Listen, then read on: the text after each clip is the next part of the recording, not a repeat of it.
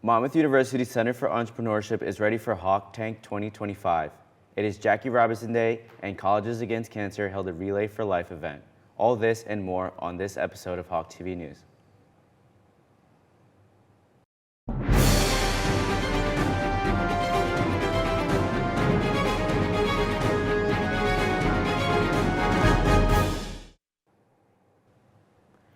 Good evening and welcome back to this episode of Hawk TV News. My name is Jefferson Gonzalez. And I am Nolan Spur. On April 2nd, Monmouth Student Government Association held a rally for students' rights where faculty, administrators, and students gathered on the front steps of the Great Hall in support of SGA and their new resolution. The resolution was passed on February 5th, urging faculty members to use eCampus to keep students' grades up to date. SGA has received backlash from the faculty union FAMCO, arguing that while they support transparent grading, the resolution does not align with their contract that was agreed upon last semester. SGA created a petition in support of the resolution. It received an estimated 1,300 signatures, according to The Outlook. Following the rally, SGA still plans to fight for their cause. Colleges Against Cancer held their Relay for Life event to honor cancer survivors, those who are currently battling cancer, and everyone who has lost their battle. The event received an overwhelming support from the Monmouth University community, with clubs and organizations creating teams to fundraise. All proceeds went to the American Cancer Society to help aid with patient support, advocacy, research, and local community members. As of April 15th, $12,775 has been raised. Over the past few weeks, we have been following along with Colleges Against Cancer on their journey to host the event. More on that coming up next. Can you share a little bit with us about your personal story and what CAC means to you and why it means so much to you? CAC has kind of been a part of my life from the beginning. The first encounter I had with CAC and really American Cancer as a whole was Girl Scouts, going to my first ever Relay for Life. Okay. Seeing the experience and all, I did a luminary bag because some of my family members have suffered from cancer in the past, and it's just nice to see everybody coming together, try to raise awareness and raise money. But my real introduction with American Cancer Society came with my diagnosis.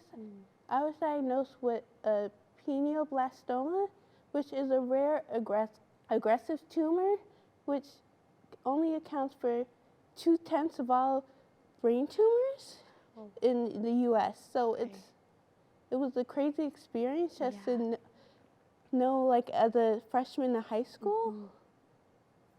Absolutely, that's challenging. And how would you say going through that shaped you into the person you are now, especially being so young and only a freshman in high school? The best way I could describe it is a Whitney Houston song, "I Didn't Know My Own Strength."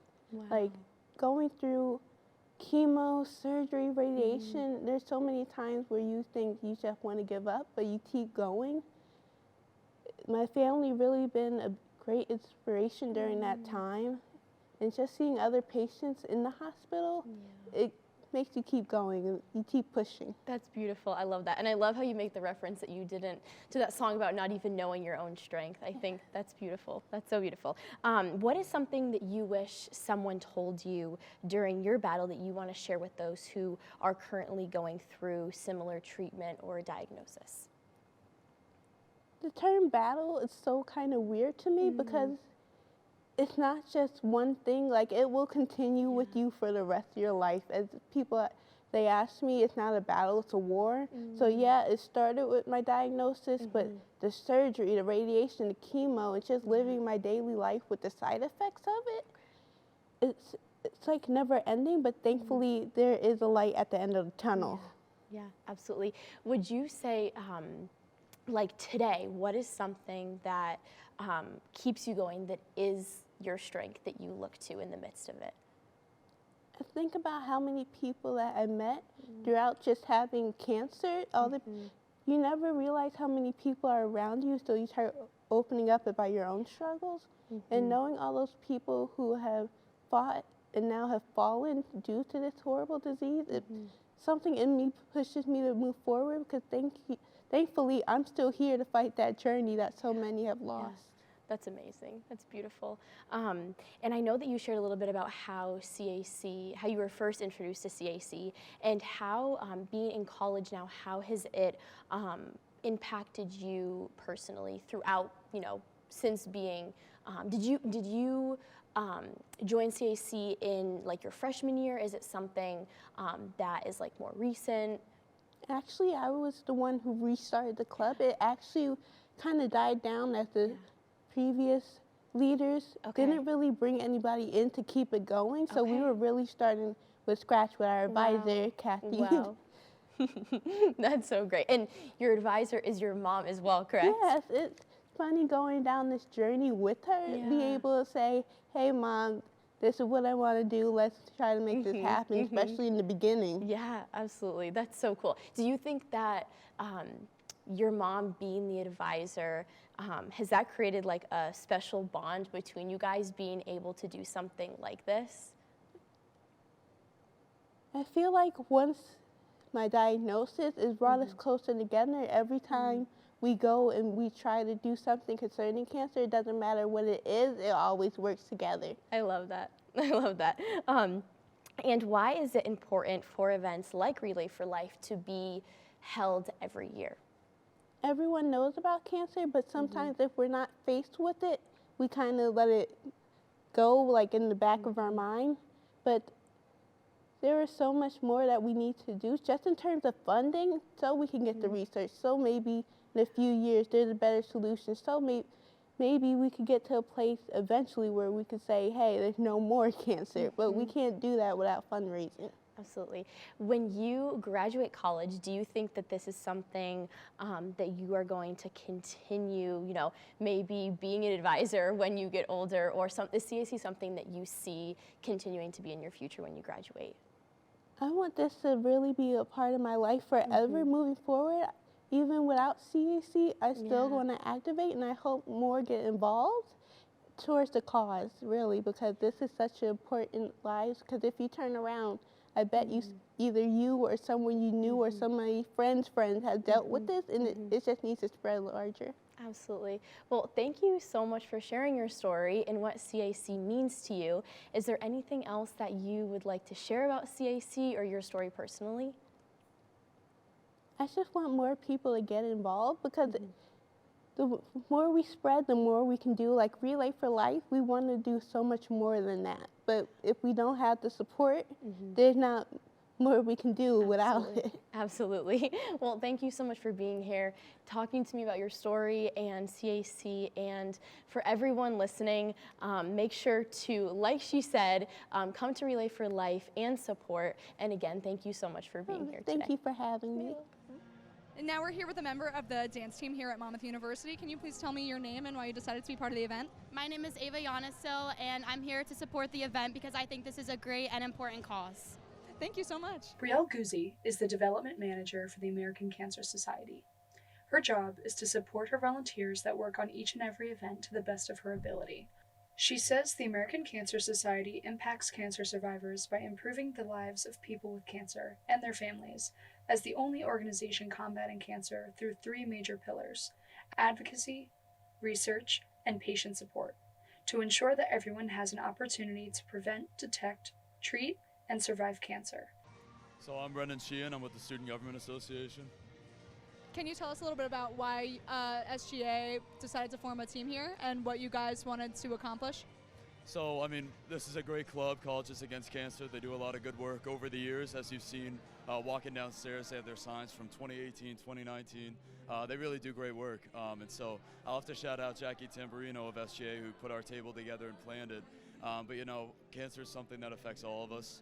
I've had family members lose their battle with cancer, and it's a good cause that they're doing. I love how it's student run, and that all these different student organizations are coming together to support them in this. So that's why I'm here. Thank you so much. Thanks, Brendan. The American Cancer Society has helped make possible almost every major cancer breakthrough since 1946.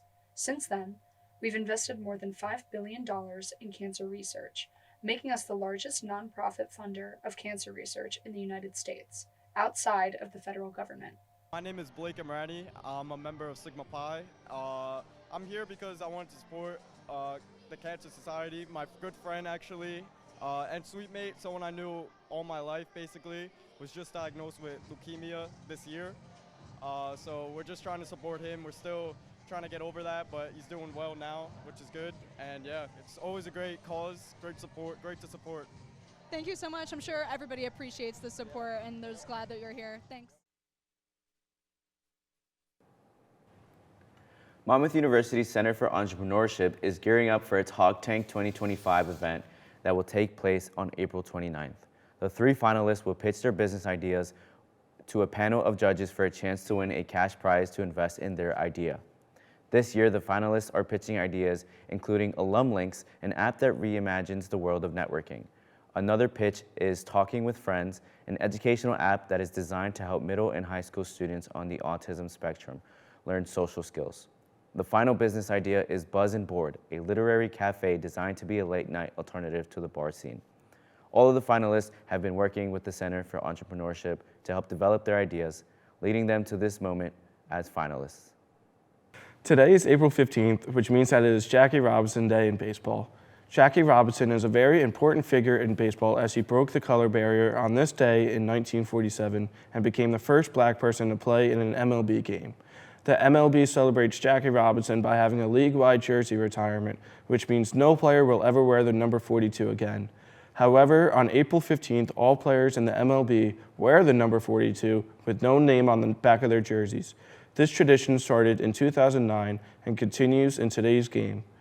The movie does not depict what Pee Wee Reese said accurately, but Pee Wee did say to Jackie, "Maybe one day we will all wear the number 42. It is important to remember and acknowledge what Jackie did and his impact on baseball then, today, and forever. A Toms River man has been charged with aggravated arson in an apartment fire. He is accused of intentionally setting the living room of a township apartment on fire using a flammable liquid and an open flame.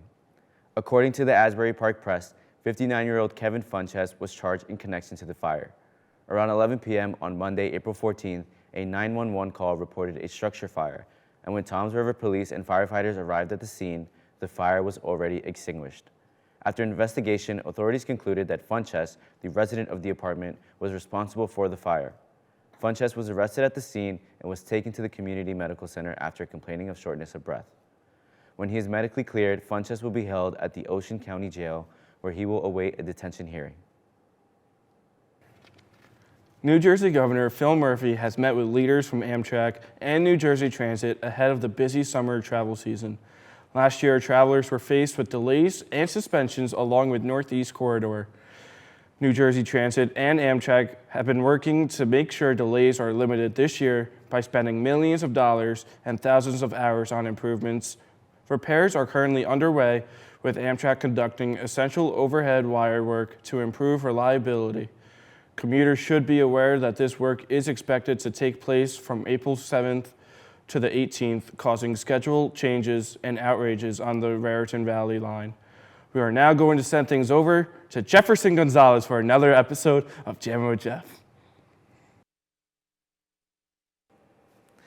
What's up, everybody? I'm not gonna try to get emotional right now, but this will be the last ever Jamming with Jeff.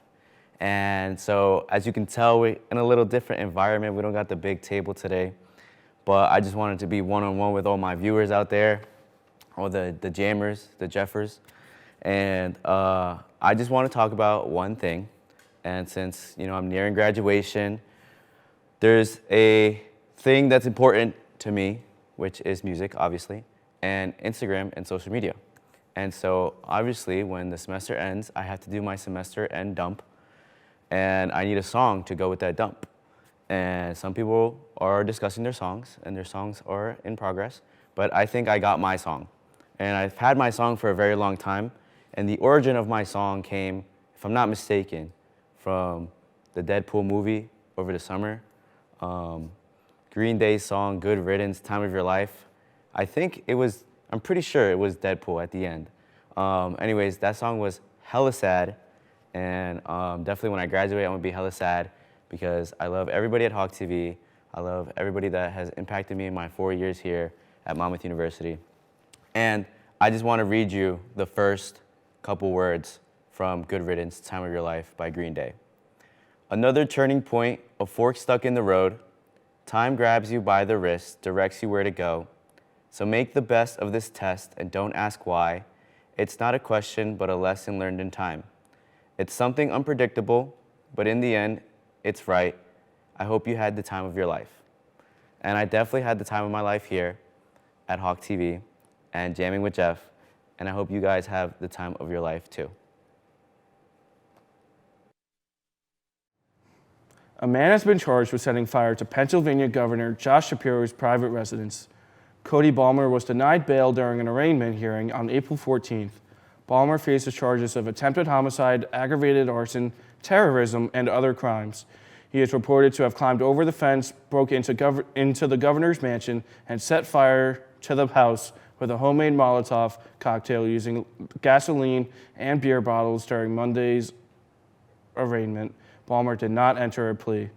The house, which had Shapiro's wife, Lori, inside along with their 4 children, 2 dogs, and another family, was significantly damaged, causing them to evacuate the state-owned mansion. Authorities are still working to identify Balmer's motive, and the investigation remains ongoing. Could we be seeing the northern lights in New Jersey soon? A strong solar storm is headed towards Earth, which may create displays of color across the Northeast and could potentially reach as far south as here.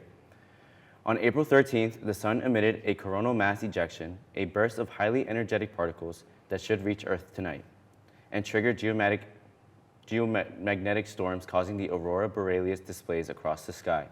Most often, it appears as shades of green, red, or purple. The best way to see the northern lights are in dark areas away from light pollution. If you hope to see it, you may want to opt for a local park and be sure to check the forecast as cloudy conditions would impact your ability to see them. Well, that is going to do it for this episode of Hawk TV News, as this is the last episode of the semester. Yes, it is, Nolan. And we are both seniors, so this was our last time featured here on Hawk TV News forever for the rest of our lives. We have greatly enjoyed our time here and look forward to the next chapter. We would like to thank you for tuning in. And make sure to check out our Trivia Live show on April 25th, where we will be raising money for charity. Half of the donated to the donations to the Children's Hospital in Philadelphia, and the other half of the trivia winner's charity of choice.